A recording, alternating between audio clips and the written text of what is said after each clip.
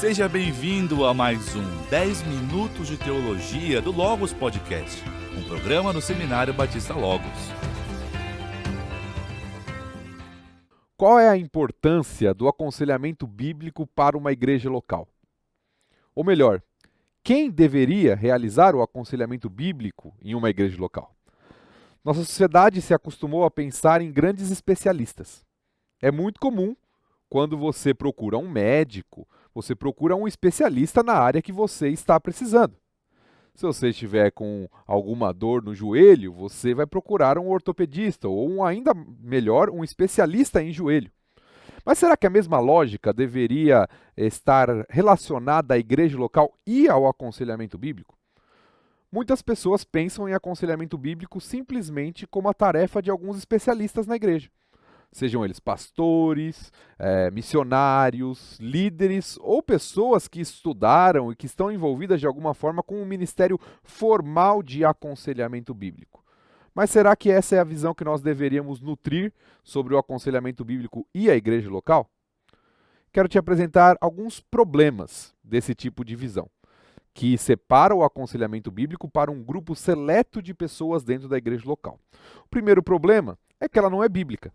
As Escrituras, especialmente o Novo Testamento, nos mostram que todo cristão deve ser um conselheiro, porque tem a palavra de Deus como sua fonte inesgotável. Se você abrir no texto de Colossenses capítulo 3, versículos 16 e 17, mas principalmente o versículo 16, a palavra do Senhor diz assim: habite ricamente em vós a palavra de Cristo. Instruí-vos e aconselhai-vos mutuamente em toda a sabedoria, louvando a Deus com salmos, hinos e cânticos espirituais, com gratidão em vosso coração. Note que Paulo, falando aqui à igreja em Colossos, ele chama os cristãos a quem ele está escrevendo a serem habitados ricamente pela palavra de Deus, para que pudessem, por meio dessa habitação, desse conhecimento da palavra, aconselhar uns aos outros. Outro texto que nos aponta a respeito disso está em Romanos. Romanos capítulo 15. O verso 14, Paulo diz assim aos romanos: e certo estou, meus irmãos, sim, eu mesmo a vosso respeito, de que estáis possuídos de bondade, cheios de todo conhecimento, aptos para vos admoestardes uns aos outros. Note novamente Paulo falando agora aos romanos de que ele tinha convicção de que eles tinham tudo o que precisavam para aconselhar uns aos outros, admoestar uns aos outros, no termo que é traduzido aqui nessa versão.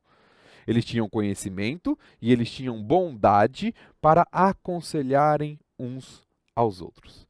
Note que, de acordo com esses versículos e outros textos das Escrituras, nós podemos entender que a igreja local é a responsável do aconselhamento na sua comunidade.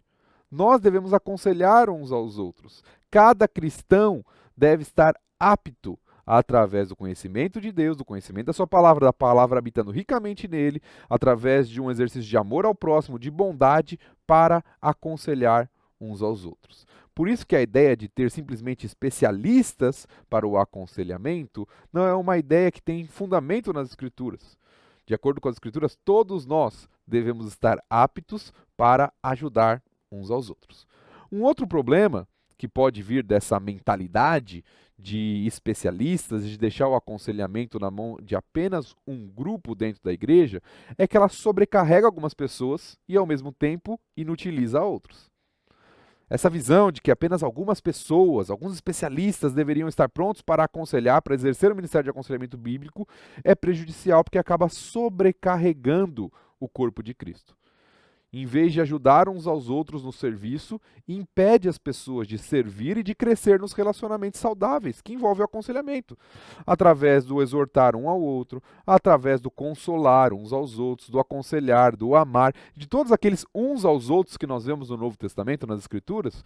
Muitas vezes as pessoas se tornam inúteis, se tornam ociosas, porque elas não estão servindo e não estão exercendo esse tipo de relacionamento saudável que as Escrituras nos falam.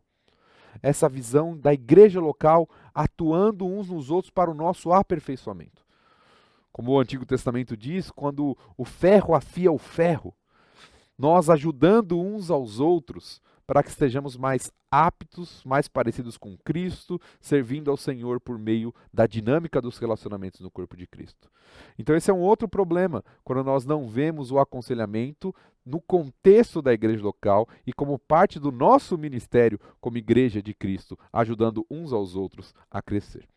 E o terceiro problema que eu vejo, quando nós isolamos o aconselhamento bíblico fora do contexto da igreja local, fora do contexto das pessoas, dos membros servindo e aconselhando uns aos outros e deixando apenas na mão de algumas pessoas, é que isso leva com que as pessoas não sirvam. O texto de Efésios, capítulo 4, versículos 11 em diante, nos mostra bem a respeito de como uma igreja cresce. Eu quero ler esse texto com você. Efésios, capítulo 4, versículos 11 em diante. Paulo, nesse texto, nos diz o seguinte: E ele mesmo concedeu uns para apóstolos, outros para profetas, outros para evangelistas e outros para pastores e mestres, com vistas ao aperfeiçoamento dos santos para o desempenho do seu serviço, para a edificação do corpo de Cristo, até que todos cheguemos à unidade da fé e do pleno conhecimento do Filho de Deus, à perfeita varonilidade, à medida da estatura da plenitude de Cristo, para que não mais sejamos como meninos, agitados de um lado para o outro e levados ao redor por todo o vento de doutrina, pela artimanha dos homens, pela astúcia com que induzem ao erro, mas seguindo a verdade em amor, cresçamos em tudo naquele que é a cabeça, Cristo, de quem todo o corpo bem ajustado e consolidado pelo auxílio de toda a junta, segundo a justa cooperação de cada parte, efetua o seu próprio aumento para a edificação de si mesmo em amor. Note que nesse texto de Efésios, capítulo 4, versículos 11 a 16, Paulo está nos mostrando como uma igreja cresce, como uma igreja se desenvolve. E ela se desenvolve a partir do serviço de cada parte, do auxílio de cada junta, na expressão que ele usa aqui. Note que ele fala dos líderes da igreja primitiva ali, né, apóstolos, evangelistas, pastores, mestres, e ele fala que esses líderes têm uma função. E a função não é servir e os outros apenas receberem. Essa é uma visão equivocada da nossa época, que promove consumidores. Pessoas que estão na igreja apenas para receber, apenas para consumir. Não, eles estão lá para edificar, para auxiliar, para servir os santos, para que eles também desempenhem o seu serviço. Para que cada membro da igreja sirva, e uma igreja desenvolve, amadurece, é edificada quando cada parte está realizando o seu papel. Isso também é fundamental quando a gente fala do aconselhamento bíblico. Muitas pessoas acreditam que ser membro de uma igreja é apenas ir ao culto, em vez de prestar culto, né, que seria a expressão melhor, é apenas participar da programação, é apenas contribuir financeiramente de alguma forma. Mas note que a visão que Paulo nos apresenta nesse texto é que ser igreja é servir. Cada um de acordo com os dons e talentos que recebeu, mas todos servindo para a edificação do corpo.